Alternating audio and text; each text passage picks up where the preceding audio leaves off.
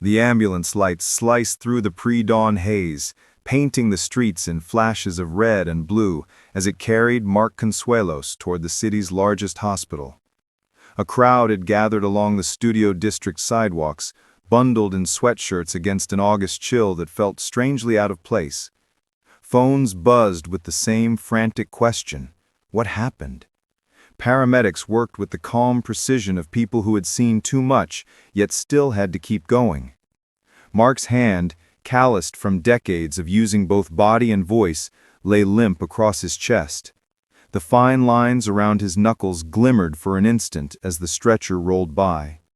Inside Suite 18A at St. Gabriel Medical Center, the usual morning bustle had been replaced by a hush that belonged more to prayer rooms than hospitals. Nurses traded whispered updates like secrets. A cardiologist who'd been joking about coffee 2 nights earlier now braced for a long shift, pacing softly in rubber-soled shoes. The ER had already been full, but the staff made space when the name on the gurney matched faces from 100 glossy magazines: Mark Consuelos. It had started as a quiet fatigue, the kind of bone-deep exhaustion actors often blamed on long shoots and late-night rehearsals. Mark, who'd always joked that sleep was optional, began missing cues he never missed. He brushed off the weight loss at first, crediting it to training for a possible role. But when his voice cracked mid-line and his hand trembled the day he held his daughter's baby, he finally called his doctor. The doctors called it a storm gathering offshore before they gave it a name. Tests came in waves: MRIs, PET scans, endless blood work. The first doctor entered with a soft voice and a heavy face. Mark sat at the edge of the examination table beneath buzzing fluorescent lights. Kelly sat beside him, her hand a living bridge between them. Her on-air confidence had always been effortless, but now fear sharpened every breath. "There's progression," the doctor said, and the words drifted into the room like cold water. "It's more advanced than we hoped."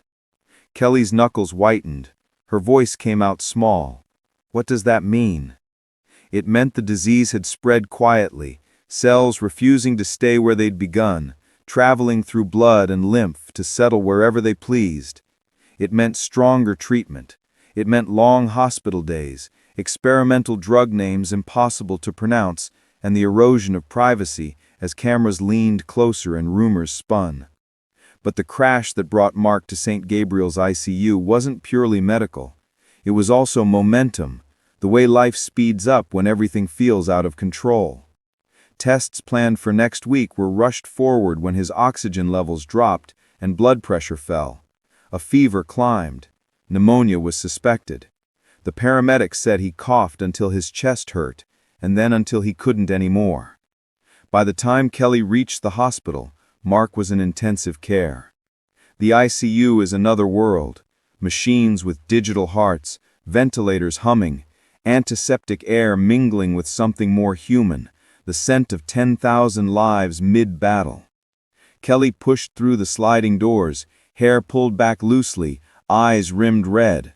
The security guard softened as he recognized her. "Ms. Ripa," he asked gently, as if asking permission to let something sacred in. She barely heard him. Mark lay pale beneath the harsh light, tubes and lines crossing his body like a modern tapestry. Machines whispered promises in numbers. A nurse, kind but efficient, explained the plan: avoid intubation if possible. Antibiotics already started, targeted therapy to follow once imaging was reviewed. Kelly sat at his bedside, taking his hand, the gesture that had steadied them through decades. "Hey," she whispered, though he couldn't answer. "I'm here." Hospital staff treated Mark as they would anyone, but the gravity in the room was undeniable. Outside, headlines screamed by noon. Mark Consuelos rushed to ICU as doctors confirm alarming cancer progression. Kelly Ripa collapses. The only words that mattered were the quiet ones exchanged between breaths. Kelly's legs shook, her body refusing to pretend bravery any longer. She slipped into the corridor, folding herself against the wall, small against the weight of sorrow. Exhaustion from shows, parenting, and endless production caught up to her. No one saw her fall. Security later found her wrapped in a blanket, trembling as panic drained away. Reporters would call it a collapse. The word spread like wildfire, dramatic punctuation for an already heavy story. But for Kelly, collapse meant surrender to a moment too heavy for one person to carry. For Mark, drifting between awareness and oblivion, it meant seeing the woman he loved break and knowing he couldn't help. Doctors moved through the next hours like chess masters finishing a complicated endgame. Scans showed new lesions, breaches in the armor that changed timelines from years to months. When lucid, Mark still found humor. "You always did pick dramatic entrances," he rasped once. Kelly laughed into her hands. "I thought you liked making exits in style." She pressed her forehead to his hand.